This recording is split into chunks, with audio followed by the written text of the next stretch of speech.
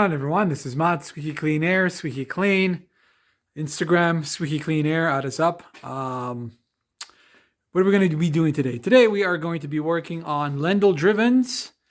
That's for those who don't know, who are in Toronto, Ontario area. Lendle know when, Lendle WRX, WRX Lendle, Lendle WRX Driven, the guy that's helping to take care of Driven Toronto, is also one of my dear friends, and he just dropped off his trunk setup because every year we basically switch up his. We take out his bags. We leave the lines, but we take out his bags and we put in the stock suspension so he can go over the winter. And then once spring hits, which is already April 15th, 16th today, then he brings it by at the beginning of the season. We swap out the factory suspension and we put in the Airlift Performance suspension that he has. It's for sale. It's in really good condition. So those interested in purchasing, hit him up. It's Lendle WRX Lendle. I'll put the Instagram on the bottom of this video. I'm terrible at remembering names on Instagram and stuff like that. I only remember my name, unfortunately, but I'll post it down. His Airlift Performance setup is for sale. There's absolutely nothing wrong with it. He's going to be going a little bit more stanced. So it's as is airlift struts, but we're going to be putting in Squeaky Clean Air suspension in it shortly. But in the meantime, he dropped off his trunk because he also takes off his trunk. Set up, and we're going to be redoing it a little bit to make more space, and we are going to be doing some hard lines and refreshing it up. It's been in his car, the suspension's been in his car on and off for the last 3 years, and this trunk setup has kind of been in the car for the last 3 years with no issues, but it's time to change it up, so stay tuned. All right, so I kind of already started taking it apart, but essentially what it was is you have the Airlift 3P management, which is still the older 3P because new 3P that they recently upgraded about a year ago. They have a different manufacturer that makes their manifold, and it's slightly taller and it's slightly thicker. So this is one of the original ones.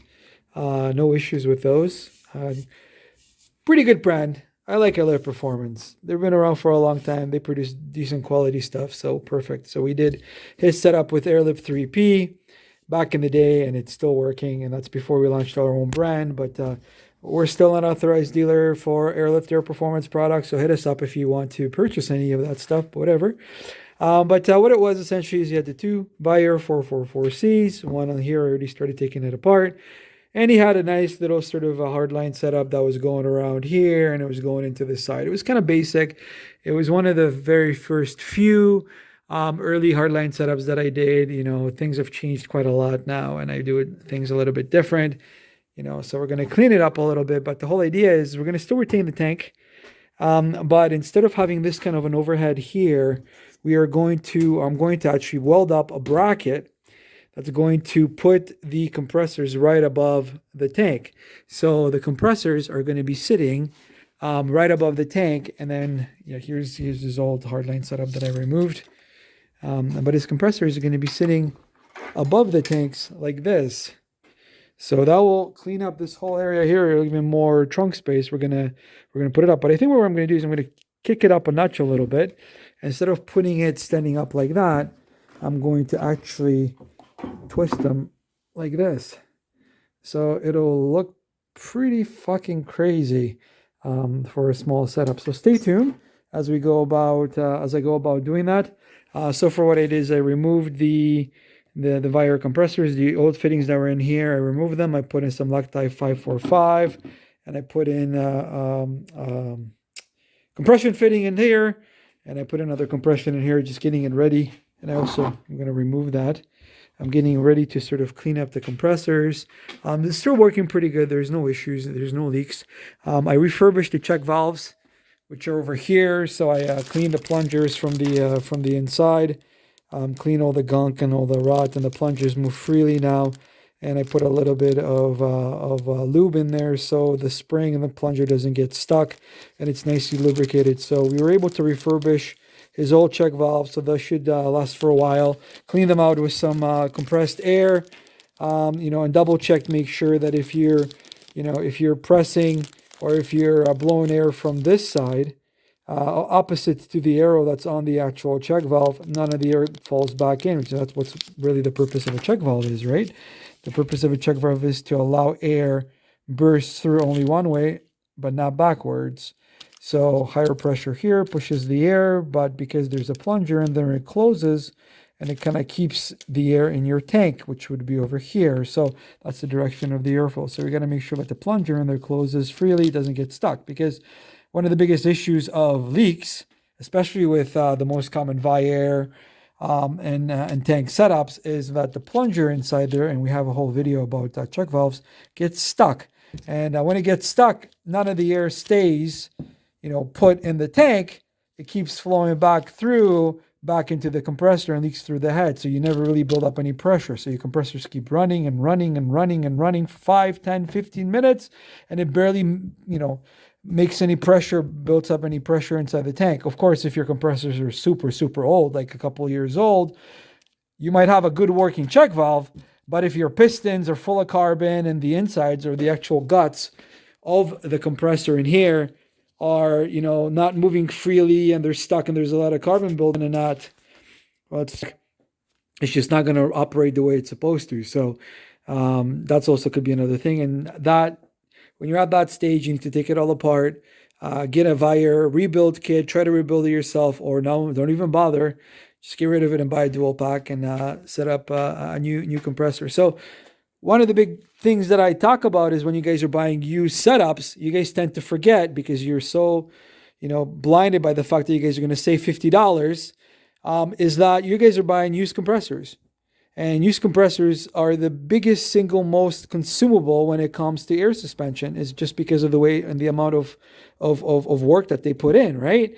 You guys are buying all these trick setups of old, 3P manifolds with used tanks and used compressors, and then you hook everything up, and the compressors are working at 50% of their capacity because they're all worn out, and they're not working the way they should. So right away, you guys are going to have to purchase a dual pack anyway. So whatever you would have saved, you're pretty much losing in buying replacement parts. And on top of that, you're wasting time, right? So I don't recommend it. But in his cases, they're still working okay.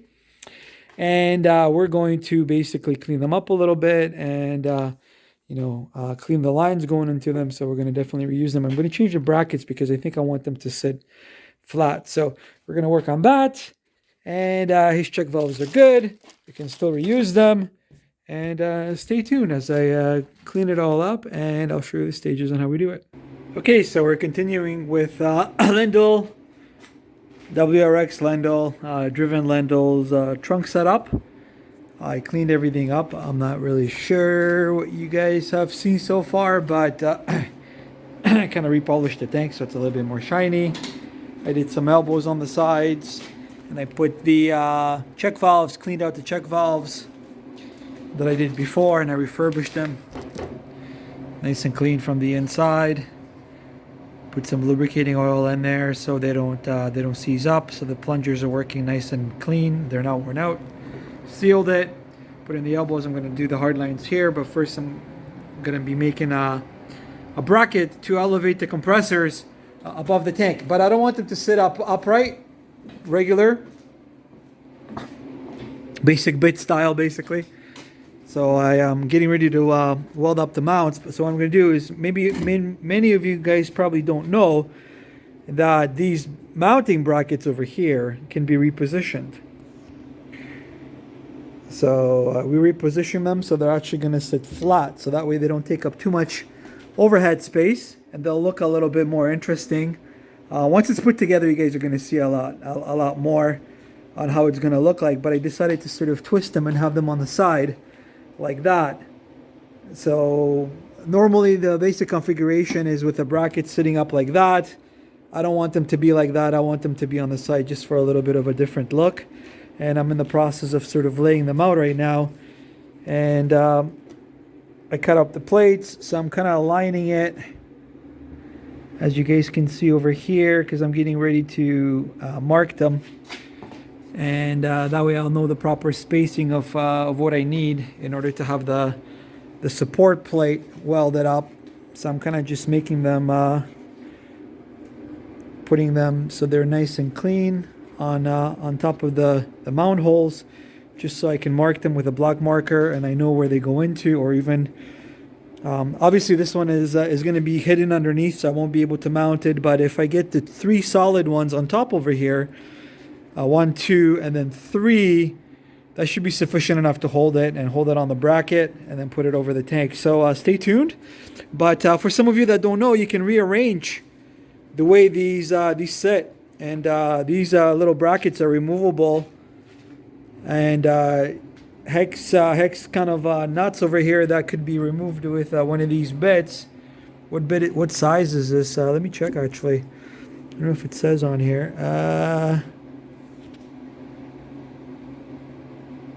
Yeah, number 4. Number 4 hex bit. I removed them with an impact, so it's easy. And I reposition them, so they're going to sit like that. So stay tuned. I'll show you guys how it's going to come up. But I'm in the process of making the brackets and get them fabbed up. And I'll know what I stand with in terms of the distancing, because I took one of the compressors. We're going to do the same thing to the other compressor. And once I fabricate the brackets, I'm going to reinforce the bottom base, and I'll be able to elevate them over the tank. So bango bango, we keep going and progressing, and stay tuned for more. All right, so fast forward a bit. I decided to fabricate some custom brackets to elevate the compressors like these above the tank, and one of the manifolds in order to have the airlift performance.